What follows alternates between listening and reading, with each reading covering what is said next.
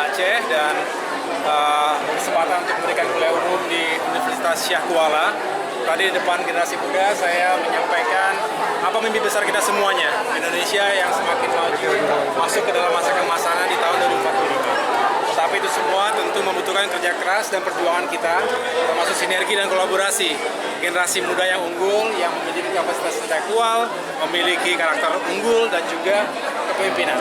Itulah harapan saya, generasi muda Aceh juga bisa menjadi generasi unggul bangsa Indonesia, bersama-sama kita memajukannya. Baik, mungkin untuk melawan isu radikalisme yang berkembang di generasi muda seperti apa nih? Ya, saya pikir tentu semua harus melalui proses ya. Kita ingin melalui pendidikan, baik formal maupun informal, masyarakat dan generasi muda Indonesia khususnya memiliki pemahaman yang utuh tentang agama, pemahaman yang utuh tentang konsep kenegaraan, termasuk negara kita yang Bhinneka Tunggal Ika. Oleh karena itu, tentu kita harus memiliki kesadaran bahwa kita harus bersatu padu, menghindarkan segala praktek-praktek yang jauh dari nilai-nilai kemanusiaan, karena kita ingin maju bersama-sama.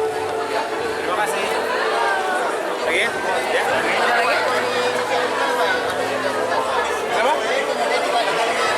Ekonomi kita harus maju secara berkelanjutan tapi juga berkeadilan.